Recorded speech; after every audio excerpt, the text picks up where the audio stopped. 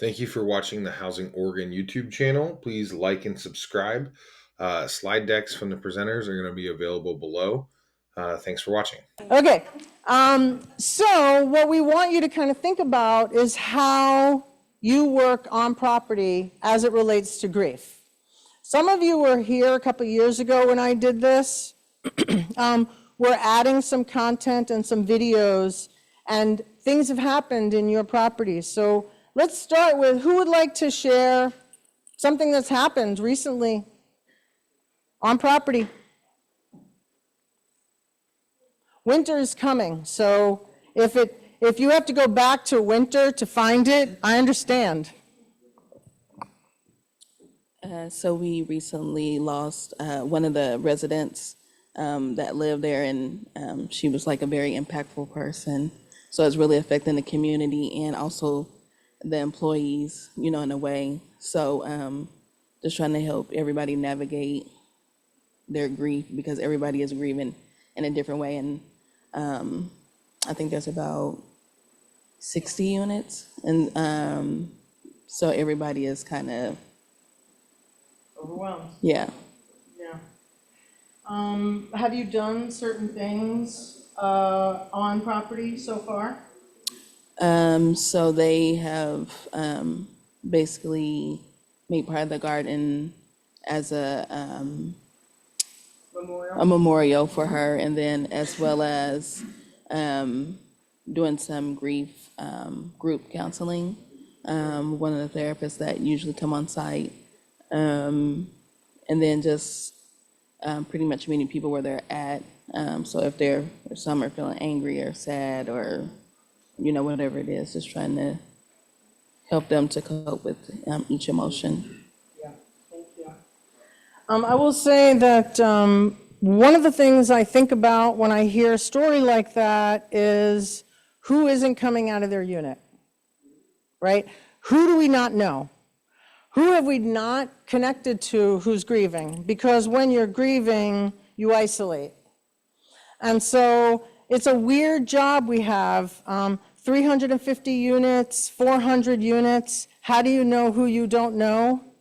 So I get that. I'm not trying to say that it's magic. But one thing that you can do if you have a fob system is look to see who's come in and out on your fob system. It's a real quick way to kind of scan to see if anybody's not shown up in a while or not left their unit. Can be very helpful.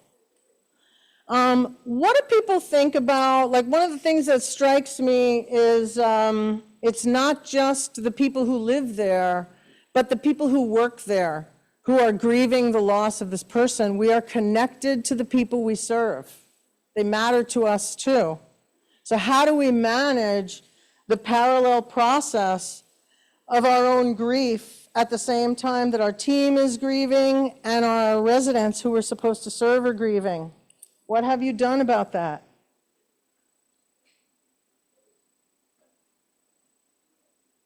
Yeah. Thank you. The only thing you really can do is leave your door open for those that want to talk and process that. That way they know that, send out an email, say, hey, if you need to talk and you feel safe enough to talk with me, I'm here. That way they know that your door is open. Because sometimes when people grieve, it's a personal experience and they don't feel comfortable sharing with other people, and especially coworkers. When you don't have a personal connection with your coworkers, you're like, I go to work, I do my job, I go home, right? We don't process feelings on a personal level.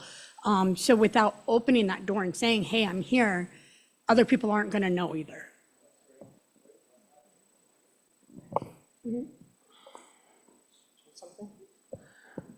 So we talked about opening your door, keeping your door open. What about gathering? You have people gather?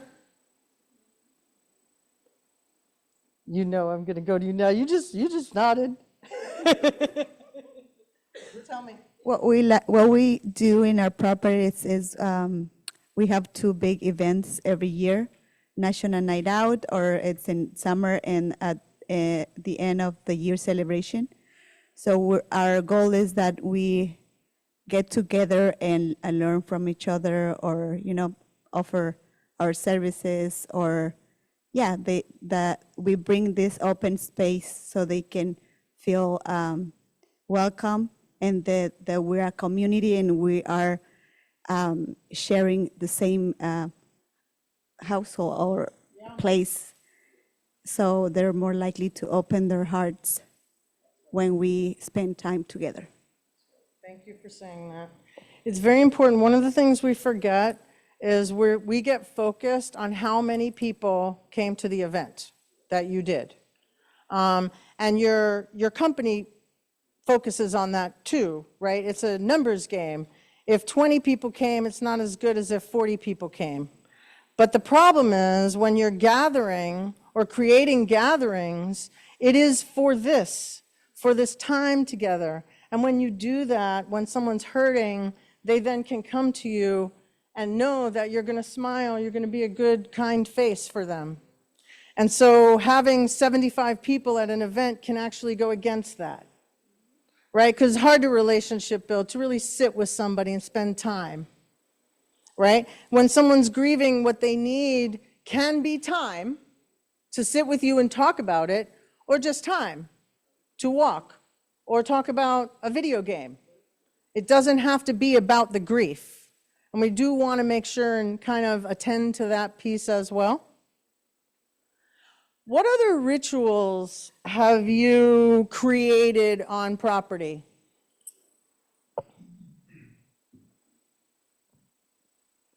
Thank you.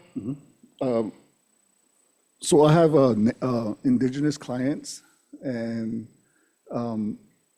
recently just had a person pass away. So what we did was, as a community, we had a meal for him, his favorite meal. So everybody came, everybody was invited. Everybody was invited, and we had his favorite meal. Everybody shared. I do a lot of like kind of grief meditations through music, and I played a song for him, and we had a circle, and everybody got to share their experiences with that person. They get to express what he brought to their lives. So it gave him an opportunity to share, and in return, everybody feels supported. Along with the employees and all the clients that live with them. So I think as natives, I was able to do a ceremony in his room and create a space to free that spirit, So because somebody is going to move in, and I cleared that space, and I was able to do that because sometimes when you're homeless, you're not able to go back home and get that done. So I was glad that I was able to do that for the person, and everybody else, felt comfortable. So that was nice. Yeah. There was so much in what Patrick just talked about. He talked about culture and connection and ritual. He talked about what that person's life meant and how to free that spirit in death. It's beautiful. We tend to be in a nonprofit where religiosity or being spiritual is not on the front table. We're working. I get that. When we're talking about grief and loss, we need to get to a place where we're talking about something that's bigger and deeper than the physical realm. It's not enough. It doesn't get us there. It doesn't heal us in the way that moves us forward, right? It kind of keeps us stuck. Does that make sense? Did you want to add to that or have anything? And I don't think that's to say that spirituality is this dogmatic thing you have to have in order to go deeper, right? Like if we're talking about spirituality, that can also be nature, creativity, being with other people, right? Like talking about your spirit. And I think, what is interesting about grief is this vulnerability, this depth, and how in the workplace there can be that separation that I think we keep kind of bringing and touching on, is this idea that like, is this an okay place for me to feel this deeply? If it's not, how do I tend to that? How do I tend to my staff who are feeling so deeply? And I'm really hearing through these shares this experience of building rapport, building relationship, building community in your organization almost preemptively to these really hard things that you will likely have to move through with them. Thank you. Evelyn and I talk about grief a lot because when you're a social worker, you talk about all kinds of odd things. But one of the things that we've sort of chewed on quite a bit is the idea of meaning making. And that's sort of what we're talking about right now, that how do you make meaning not just of a person's life, but of a person's death? How do you recognize that a person's death means something to all the people who experienced it? And we get to honor it and honor the ending, leaving your body, and the loss, honoring the loss with other people, in concert with others. I feel like last time I did this workshop, somebody said that the gay community, the queer community, was like really good at ritual as it relates to death because we had to make it up during the AIDS crisis. There was nobody to tell us how to do it. We couldn't look at our families and the culture that we came from as a place where we can study to attend to the rituals we need. And so we made our own. We decided what that funeral would look like or what that celebration of life would look like, how we would support ourselves. And I guess I encourage you all to think about that in your properties because everybody's from all over. You can't decide that there's one culture on property. And so you get to ask your residents to think about ritual with you, to make meaning of what happened, okay?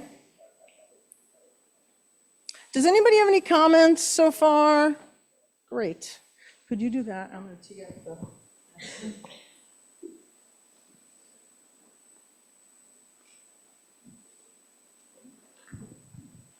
Thank you. So I work in the homeownership department where I work at, so it's a little different, but we definitely have properties as well. But just a question pertaining to homeownership. I mean, I feel like I could answer my own question, but again, as a human being, you're always evolving. So with that being said, like, how do you utilize this, grieving process, working with folks who are homeowners, but also have a boundary where you don't get overwhelmed by the process and what they're sharing with you over the phone or in person? Yeah, such a great question. Like what I'm hearing is how do you show up for people and also have boundaries? Because as in your role, I imagine most of you are not therapists or grief counselors. And I think with this work, especially around tending to grief, it does have this energy often of compounding. When you experience a new grief, oftentimes it is a collection of all these past griefs you've had, and it can really come tumbling down on someone, especially depending on how they tend to their own grief. If this is past grief that has not been tended to, this new grief is going to be about 100-fold heavier, maybe, or just as heavy as it would have been if you felt it too. Grief is always heavy. And yeah, when I think about boundaries, when I think about tending to the folks that you care about, I think about two things. I think about really checking in with self about what are your limitations and having some clarity for you in walking into that space. I also think about resourcing, right? So knowing what your limits are and also having access to refer people to the things that they need, right? Like, this is the way I can be here for you. And if you need this level of care, here's some places that I have that I can support you in finding. I wonder if you have anything else to add. I will say we do have a resource list in the drive. So at the end of the conference, you can go to the drive and download the resource list and all the materials, actually, like I said. I guess It's not just home ownership, because many properties are scattered sites. They're outside of the building. You know, it's not really a community in terms of a building. And I think that a lot of what Evelyn said is really important.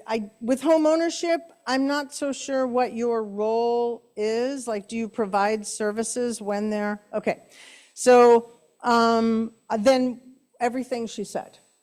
And I guess the other thing is, as you're working with people and you learn that something has happened, one thing, there's a balance. Asking people what they need can be useful, and sometimes people can't answer that.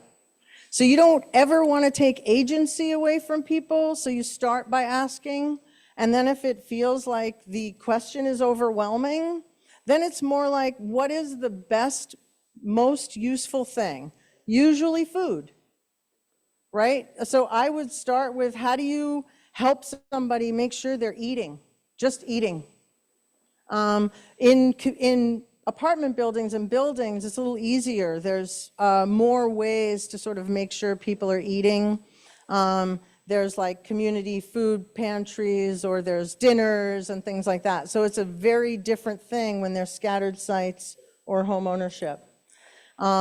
Thinking about the kids, would the Dougie Center be a good place for the children if it was a parent that passed away? So thinking about like, what are the resources and how you match resources to the people who are in the property, in that unit, I should say. Is that helpful? It's hard. Nothing we say is going to be fully helpful for one person. That's the problem with grief, is it's never going to be like that. You know, it's a constant process of learning.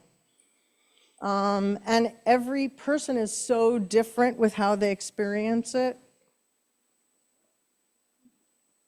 Yeah, I'm gonna do my best to like make it through this comment without just completely breaking down. I'm going through some indirect grief. A little bit about me: I work as a peer support specialist and a THW doula. Being a doula, I work with families and their birth outcomes, actually their pregnancy outcomes. It's a very wide topic because as a doula, you get to play a lot with babies, and you get to hold babies and change them and bathe them and help parents figure out how to parent and how to bond.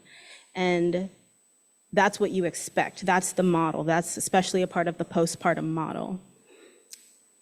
Our agency, because we are a doula and lactation agency, is going through a very particular type of grief, because in the first time in 12 years, we have had a doula supporting a client, and it resulted in a stillbirth. This is new for us, new for the agency, and unique for this person who has only been a doula for about a year now. In our process, we are trying to figure out how the agency builds a process around this, because as soon as I found out about it, I went to my supervisor, who is the HR lead, and I said, hey, how are we doing this? What is going on? What are we doing as an agency to support this family and this client and our entire doula team that is oh my God, somebody experienced stillbirth? What? We have doulas who have been on our staff for 5 years that have never experienced that.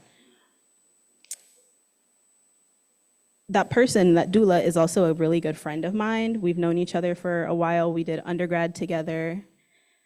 And so in all of this and having quiet conversations with leadership and the team leads, I kind of was we need to stop this. We're trying to figure out how to support somebody, and I don't know if anybody's had a phone call with her. So I just called, and it was difficult because I wear this hat as a DEI and education coordinator and a doula and a peer support, and I'm also this person's friend. So I have to manage all of these different types of relationship, but I kind of let that out the window to be able to focus on her, because it's not my client. I'm not supporting the client. I'm supporting my coworker and what she has experienced with this client. So it's so oddly indirect, but it has impacted our entire agency. And I love that ceremony was mentioned. They're actually going to be having a ceremony tomorrow at our agency. One of the other things that we did is that we created a way to let people in the office know that something has happened to someone and that they need to act accordingly. I talked with my friend about what that meant to her and what it meant to be around people and to come back into birth work and peer work. And I told that to the team leads and said, put this in an email and let everybody on staff know this is what's going on and this is what this person has asked for as far as how to be around her. In the hospital, when a stillbirth happens, they put a dove on the door to let everyone on that floor know that when they enter that room, there's a certain way that they need to behave. There's a certain way that they need to approach the person that they're about to engage with. And so in representation of that, we are working to adopt the image of the mourning dove to be able to place just a little placard on this person's locker so that everyone in the agency knows what's going on, and that if this happens again in the future, everyone knows that if they see this, they don't need to ask questions. They don't need to immediately jump to solutions. They just need to be able to know if they're willing and able to hold space for this person. That's great. Yeah. Sorry to take up so much time. It's a lot to unpack.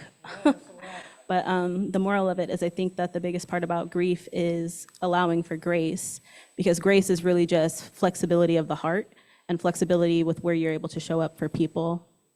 Absolutely. Thank you. Thank you so much.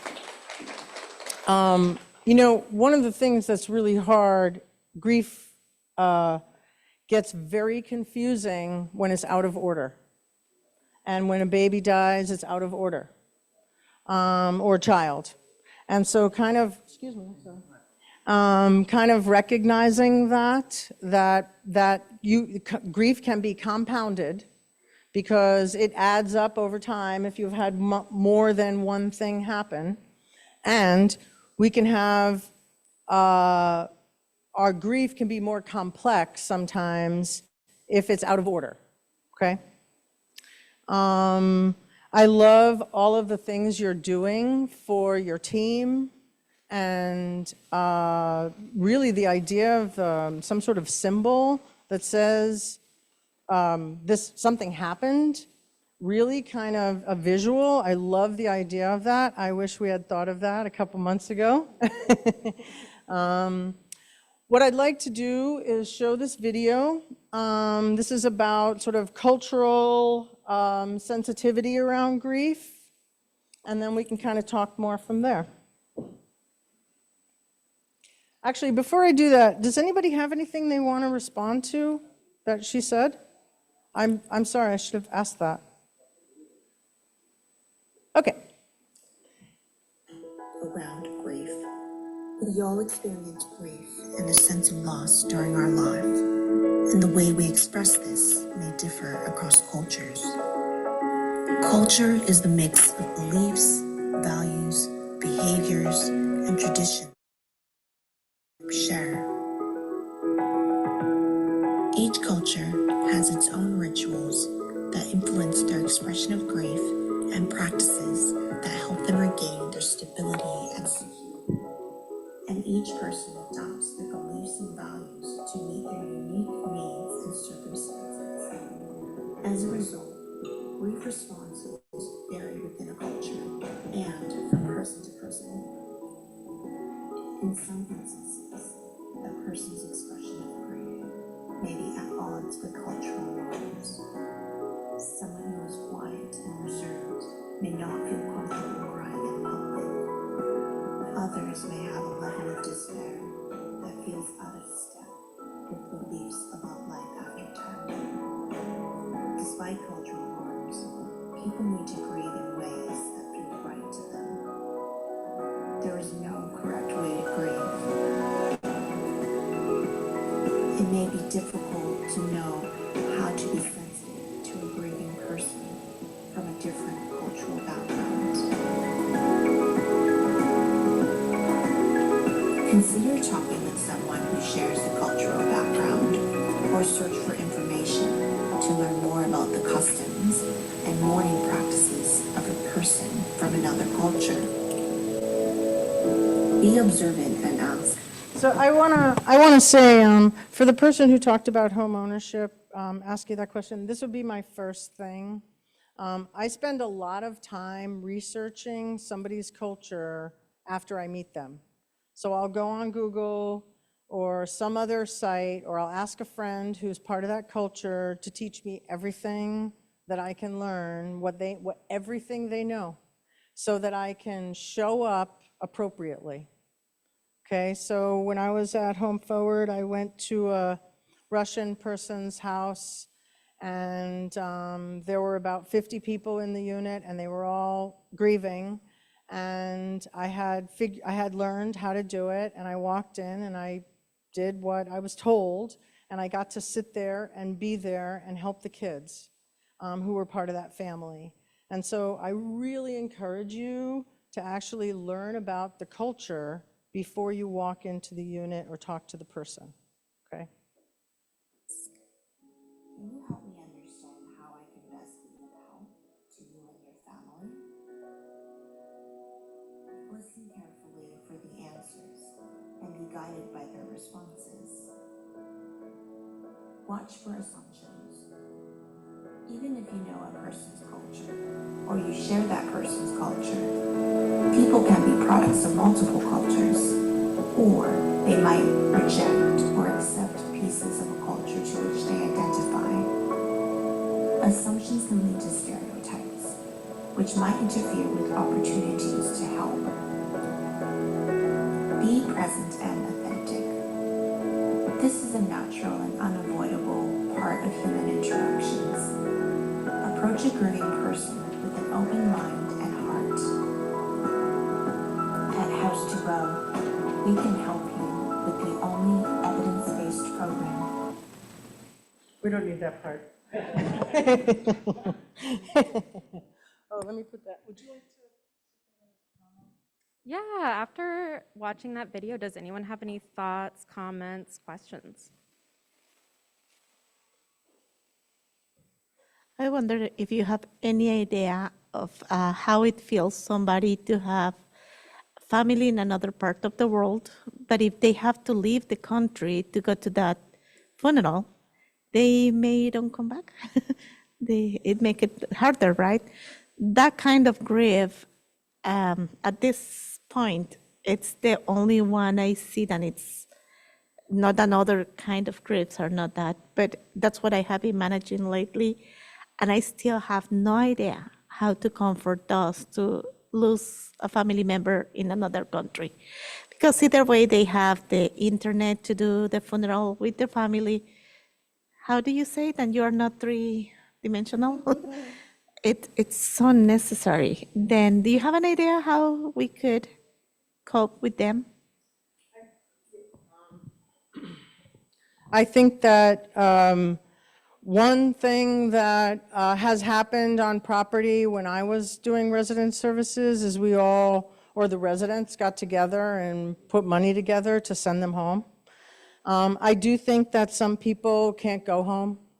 It's too dangerous, so I want to acknowledge what you said, that it's too they may not come back if they get to go home. And so part of what can help is to ask people to write letters to their loved one and also to the family members in that country, to make a video and send it to them, to ask for the family members to send videos of the things that are happening in that, whatever that ritual is that's happening, so that the person feels as connected as they can. I think one important piece is, how do you connect that person to their culture here so that they can get some connection? Like, when someone dies, I do want to have some ritual that is Jewish, and I am not very religious. But to have a little bit of that matters to me. And so how do you sort of infuse ritual around the language or the culture of that person, even though they're here in the United States, in America? Does that make sense? That said, the best is to just be with them. There's really not much else. And I guess the other thing is we know that time changes it. Grief is not something that heals, but it changes and morphs over our lifetimes. And we get to tell people that after a little bit, not in the very beginning. Not good to do that. But we get to, yeah, please. I think that another thing that comes to mind for me, Rosanne has said before, like anger is a recess from grief. Like being able to tap into anger gives you a breath in that deep, deep well of grief. And I think about this experience of not being able to go home. And I think about the compounding grief of that. Like we have to grieve the death, we have to grieve the distance from family, we have to grieve the injustice of being in a system where I can't have money or access or residency to do those types of things. And I think about just really creating space for the outrage, the frustration, and the sadness about those systems and about the relationship that was lost as well. Thank you so much. I'm so glad you said that. That probably was very helpful. Yes, please. I'm coming over.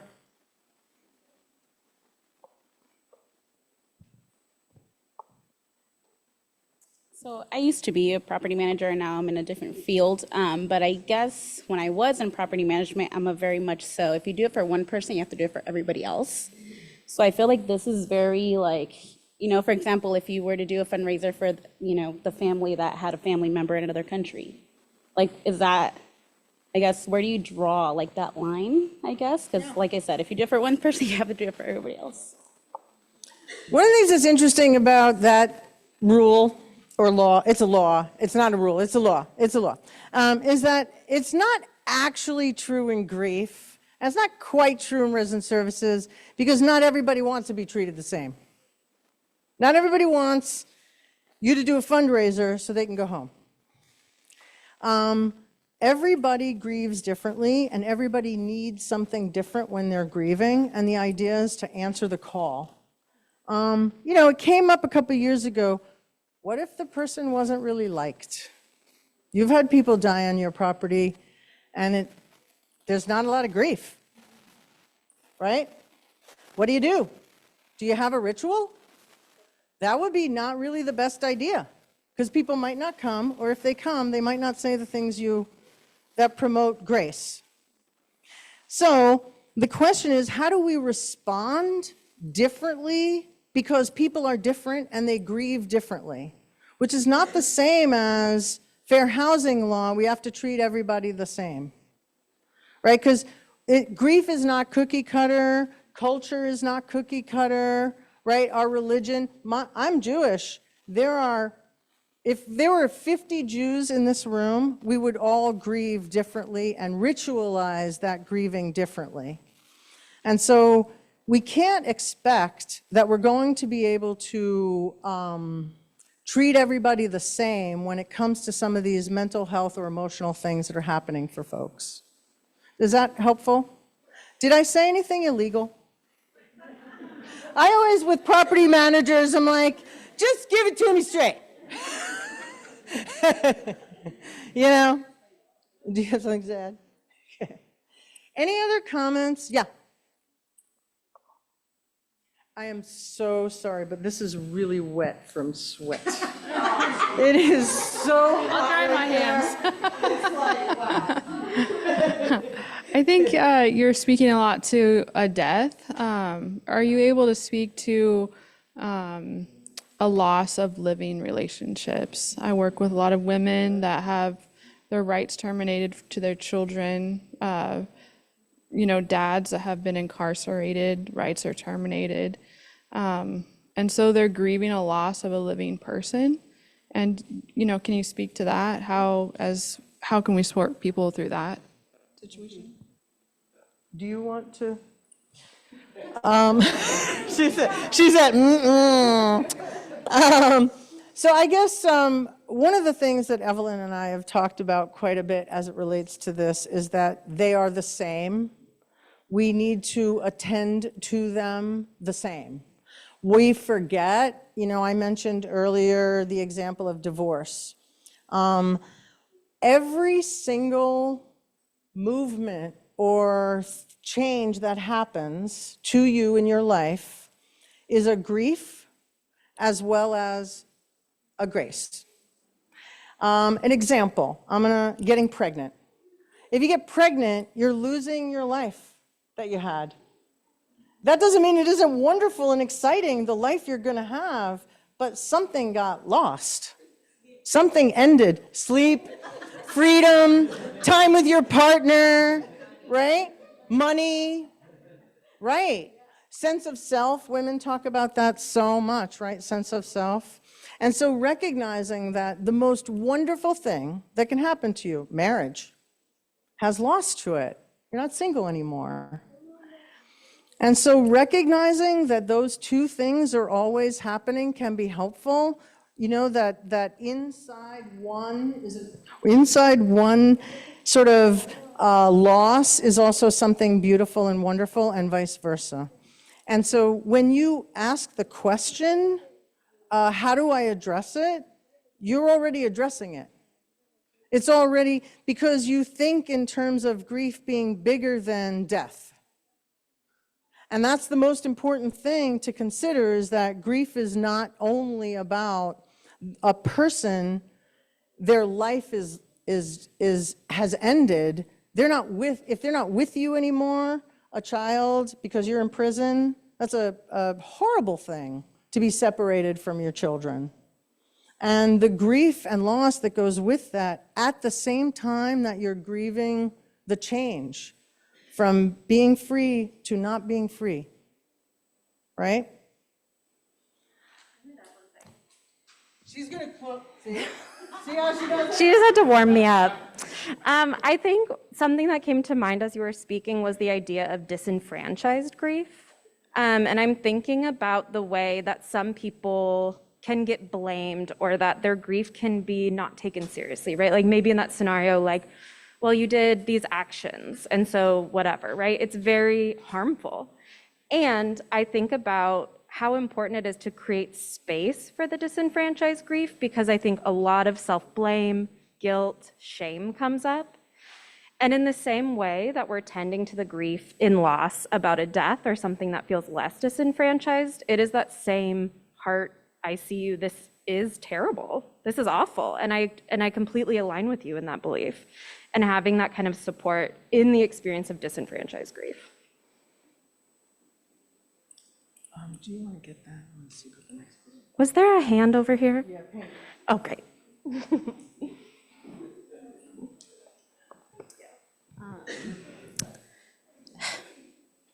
As someone who decided in 2020, in the midst of a pandemic, to go no contact with my mom, I will tell you that it's not about the situation, it's about the feeling, because griefs are feeling. You're not trying to heal the situation, you're not trying to fix it, you're not trying to remedy it, you're trying to make yourself feel better. That's like the point of grief. We don't have to categorize it and pick and choose, and like, is my grief more important? Because then you're getting into like, another thing that they talk about in social justice is like the oppression Olympics, like who did it, who was sadder. It doesn't matter. I'm sad, my coworker is sad, our agency is sad. In reality, nobody is probably sadder than the birth giver who didn't go home with her baby. That doesn't mean that I haven't been like wrecked for the last like week trying to navigate the situation and my feelings around it. And I'm so sorry for the interpreters. I hope you can hear me. Yeah, trying. So yeah, that was just my comment there. Or some helpful words of somebody who's ended a relationship with somebody who is less than 1,000 miles away. Right behind you. Oh, right. I just wanted to add that to your comment about no one is sadder. Recently, my best friend lost her partner, and he was the main income for their family. And her partner is also my husband's favorite cousin. And so he often, the past few weeks, has been saying, she's not sad. She's only worried about how she's going to make it. And so I was trying to explain to him that everybody grieves in a different way, but you have to think about that she's not only grieving the loss of her partner, but the loss of her child's father, and also the loss of an income that helps support their whole family. And so just because she's focused on that doesn't mean that she's not grieving in other ways. That's just the main piece that she's focused on. And I said it may be the way that she's coping with the loss so that she doesn't have to actually deal with that he's gone, but she's trying to fill it with a different piece of the grief. And I said, so instead of saying that someone is not as sad as you or they don't care, you should really just, just be in the space with your own grief and then let them, be in their space with their grief if you're not able to hold space for them. Instead of saying that, that person is not sad. Yeah. Rosanne, oh, I can't help it. I'm somebody who. I guess just to get a temp check of the room real quick. Is anybody familiar with the 4 agreements? Raise a hand. No? Never mind. So I'm about, oh, okay. Thank you. So I want to be impeccable with my word, right? And say that I'm like, oh, let me back up because I'm saying that I'm sad because I know that I'm sad. And that's my emotion to like claim. In reality, I don't know what this person is feeling other than, I don't know. I really don't know. I'm talking about somebody that I haven't even talked to. I'm talking to the person that supported them, and I've talked to my agency. So, I mean, that's a thing too. We're talking about grief, and grief is so general in both like action definition and like what it looks like. Whew, yeah, you got to define it for yourself and I will avoid defining it for other people to the best of my abilities and just know when I am willing and able to hold space. I've been in my room majority of this conference, like watching stuff online, and y'all were having tech issues in this room, so y'all dragged me out, and I'm really glad. Yeah, I'll end there.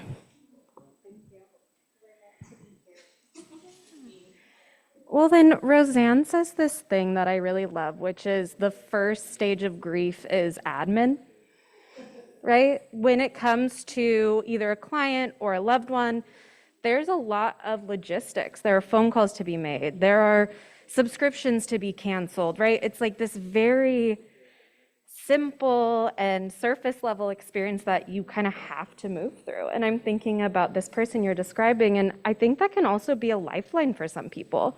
Okay, something to complete, something to move forward with, like not dwelling in the depths of this pain. Like, okay, great, I'll fill out some forms.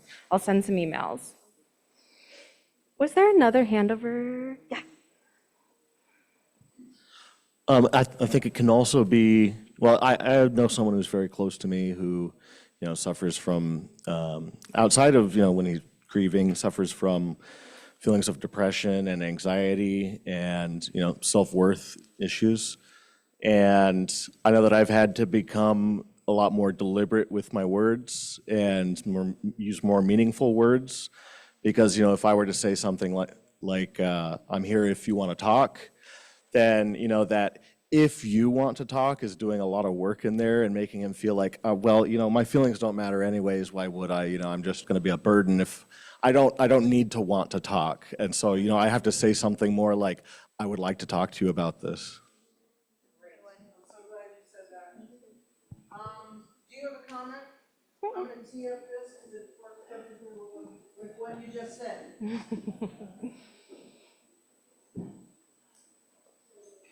Dancing and dogs, and they made them into sexual beings.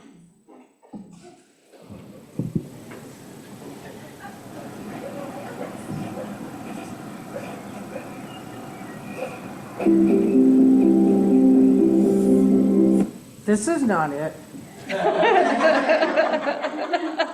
And I'm not going to look for it. I've learned my lesson. I will send it. I'm so sorry. I will send that to you in a link through the Google Drive so that you have it, but it's a video about sort of mental illness and sort of helping folks who are managing grief as it relates to that. So I'll send that out. Susanna knows me well enough to just write me notes. And one of the things she wrote is that we should talk a little bit about children and grief. And she's right. I thank you very much. One of the things I want to have people know about, because we're not going to talk about grief and young people would be very different than what it is we're talking about today in terms of just overarching grief and managing it on property. The Dougie Center is one of the most wonderful places on the planet for a person who is a child and is grieving. It's DOUGY. They help young people who have lost a sibling or parent or loved one, not just to cancer, but obviously that is a big piece of the loss that children go through. I highly recommend, they work with parents too and have meetings and support for parents who are helping their children grieve. There are summer camps that are very low cost or free for people who are managing grief and loss, especially as it relates to cancer. A lot of the children that I've known call it cancer camp, and it has changed their lives, been very, very helpful for them. So I want to remind you, there'll be some resources in our resource list, but in terms of young people, it's a very particular and specific way to be in their service. And the best thing to do is get a partner to work with you, to help you when young people are grieving. So that's about all I'm going to give you on that one, except some resources. Yeah. What I'd like to do now is ask you all to be at your tables and look at the self-compassion handout. Self-compassion helps grief. One of the things that I know is true about our work or your work now is you don't have a chance to just sit quietly and read. It doesn't happen. So I'm going to ask you to sit quietly and read. So I'm going to give you about 5 minutes for this and about 2 or 3 minutes for this one because they're dense. And then afterwards, I'm going to ask for us to just talk about it briefly. Do you not have it? I'll get you that one. Yeah. Does anybody need this one? This handout? Okay, so I'm going to give you about 7 minutes. Enjoy having quiet.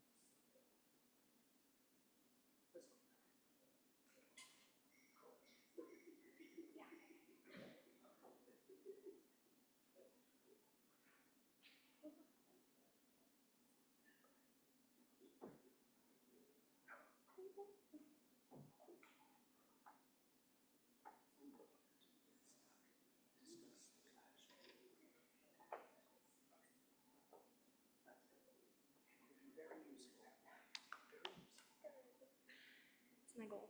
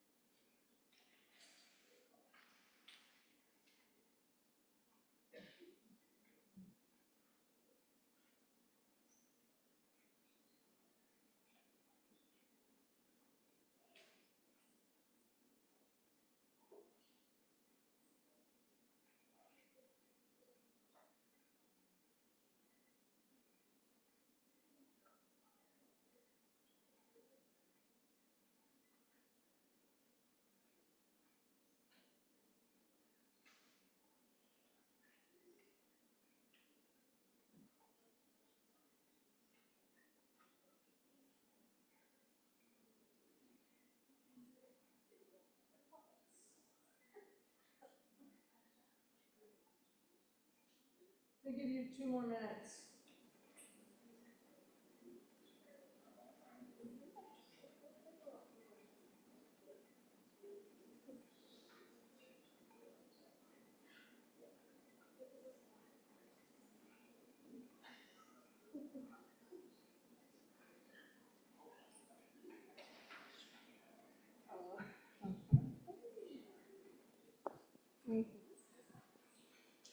Okay, some of you may have finished, others can finish at another time.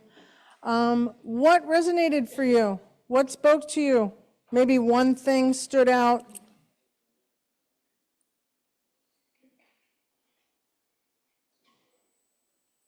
Oh, right. I can't just, it doesn't matter, it's for Zoom. Yeah. I'm coming. I'm coming. I would say basically treat yourself as you would a friend.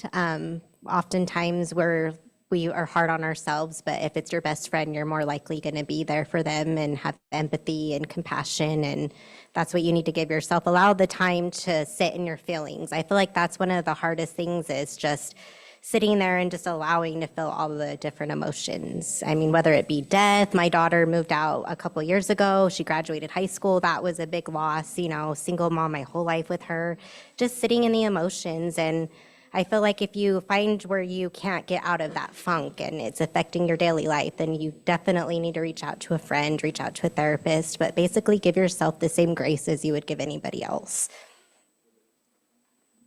Thank you. I was going to say earlier, you know, the idea that everybody grieves differently means that we could decide not to have judgment about how people grieve. We could look at it and have maybe curiosity or interest. If we've experienced judgment about how somebody is in the world, what happens if we just sprinkle honey on the top of the word and let the roots of judgment be sweet? That we don't do that anymore. That we allow people to grieve or to appear as though they aren't grieving and still check in on them, right? So I think that we forget that often. Grief is participatory, and you don't really get a choice, right? You're participating, and you didn't pick this, right? And to your point, when my daughter moved out, ow, I was built to be her parent, and now she did not need me in that particular way anymore, and it was awful. It still is. They do not. Yeah, they get excited. Oh my God, you're free. No, no, I have empty nest is what I have. That's right.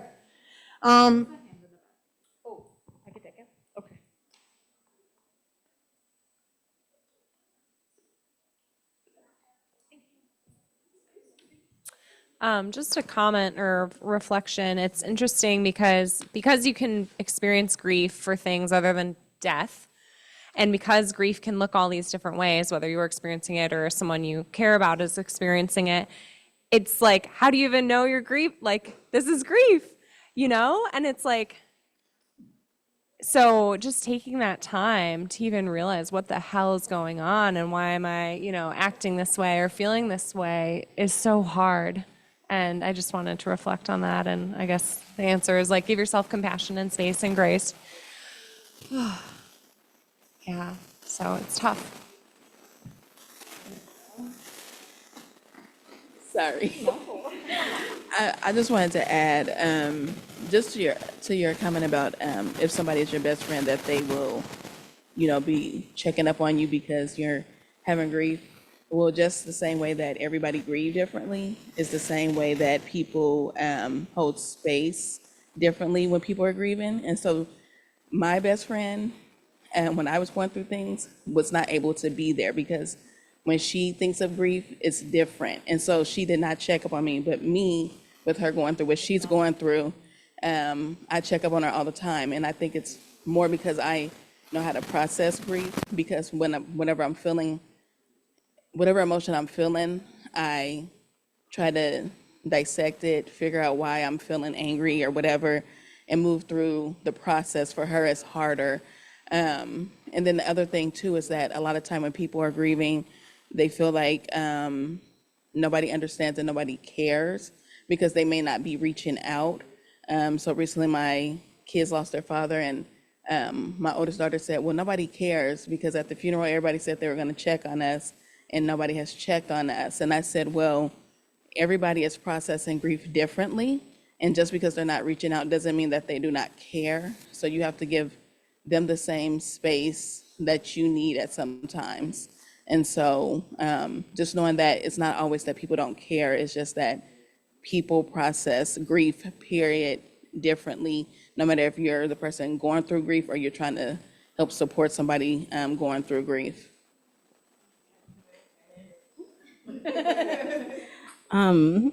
Something that I say all the time when it comes to like any type of like action or doing something, or if I'm making a request of somebody, is like saying like, are you willing and able?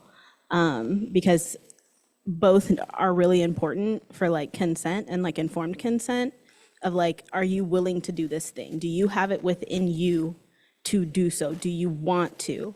And then there's the ability. Do you have what you need to do the thing? Are you actually able? Yes, exactly, right? That includes, are you able to mentally handle the situation? As a peer support specialist and as a de-escalator, one thing that I have to know all the time in our building, because there could be anything at any time. It could be a pregnancy crisis, it could be an overdose. Being ready to like respond to the situation. And there are times where I like haven't been and had to like, and like just being in the office, had to say, hey, Felicia, or hey, so-and-so, like, I'm not on it today. Like, I don't feel it. I don't have this in me to like be on guard and be prepared for everything. I need to step away from this. I was willing. I'm always willing to do my job, but I am not always able. And so if you are not able to hold somebody's grief, if you are going through your own things, or if you really don't care, maybe you really don't. Like we talked about the example of like the person that's not liked. If you really don't care, like it sounds like you're not willing. So like don't be a part of that process. Know when you have to step out of any space, any room, whether it's the fact that you are being harmed in that space or that space is just not vibing with you. It's not your thing. As a spiritual person, when I read different literature or different texts that has the word God in it, I unpack it in different ways than somebody else. And so we utilize the 4 agreements at our agency. In the first 7 pages, huh? Okay, so sorry. I want you to close. Yeah, I will. The point is in talking about the 4 agreements, and I wasn't going to go into depth because I was about to close, I promise. The point in that is that like you can take what feels good and like leave what doesn't. Even with this piece of paper, take what resonates, and if it's not hitting, unpack it for yourself, and maybe it needs to look different for you. Thank you. Absolutely. There's one more person. I'm sorry, you had your hand up? Yeah. Thank you. I think one other thing that is important to recognize is that people in specific communities, especially when you're dealing with drug and alcohol and houselessness, a lot of individuals in those communities have dealt with so much loss of physical items and people and death that they have become desensitized to the grief process, and they know how to cope. They do not know how to process. But the word grief is a lot for them to take in and try to even understand. And so we need to remember that not everybody is able to process grief and understand what it is, but they are able to cope with it. And it's just because it comes from years of dealing with it, and they're just desensitized. We have one more thing we want to share with you before we end today. So I'm going to pass it on to you, to Evelyn. I'll go up there for you. Okay. Well, and I think this connects really well to what all the folks at the back table were saying, because what I was hearing were kind of two big themes. One being like the messiness of grief, right? It's not like clear boundaries. Oh, this is my grief experience. These are all my other emotions. In grief, these are all, and I don't even think that's probably all, right? But this is a gathering of symptoms that are connected with grief. And I think many people might not know brain fog, right? Questioning beliefs, let's see, racing thoughts, anxiety. Like for me, I have a couple touchstones where it's like, ooh, if I'm driving down the road and I'm a little irritable, I'm like, ooh, that's a sign that maybe something needs tending to, I don't know, right? But these kinds of moments, it's not deep hopelessness, it's not deep despair all the time. It's any combination of these experiences. And so this is a handout that Rosanne and I made for Community Vision. I think it can be really useful in terms of helping people identify their needs and appropriate coping skills for the different symptoms they're experiencing. So as you can see, we kind of created a few as like an example for you, but I like to run through this with folks and just have them like circle what's coming up for them. And then brainstorming, like how can we support that feeling? And sometimes it might be blank. Sometimes you might need to call in other people. You might need to get really creative. And you may need to call in professionals to do a lot of this deep, deep processing work that maybe is outside of your boundaries. I will add one thing. These are, one thing not on here that I just realized is physical pain. So sometimes in deep grief, one of the things for me is I take ibuprofen 2 or 3 times a day. And I recommend that to people who are going through grief because for me, my physical pain increases a lot when I'm grieving. It causes inflammation. So it causes physical symptoms in your body as well, okay? Yeah, and so this is, and we did not hand this out to you. This is on the shared drive, so you will have access to this document and you're welcome to use it for yourself. This is the second page. So thinking about it through like a work lens or an organizational lens, and I think this kind of speaks to your question earlier today about the limits and boundaries of what you can do for your folks.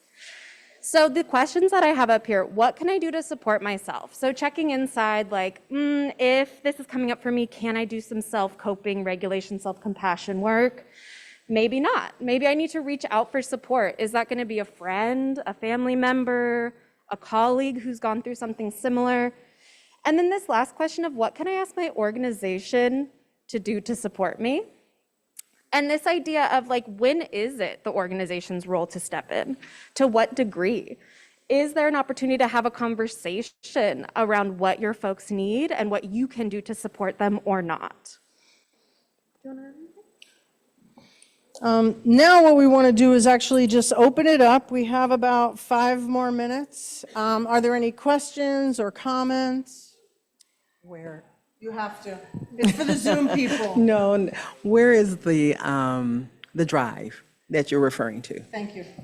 So Housing Oregon has set up a drive where you're able to upload all of the information from the conference. Is that correct? That may not be correct. Are you in resident services? Do you do resident services? Okay. In the resident services has a peer learning group. It meets monthly. I will put all of the information in that shared drive. I'm going to give you my card, and I'll give you all my card if you do not have access to that shared drive, and then I can just email it to you. That's probably the easiest way. Okay? Yeah. All right. Are there any other questions or comments or pieces of information you want to impart? Thank you all so much. I appreciate you. You made today.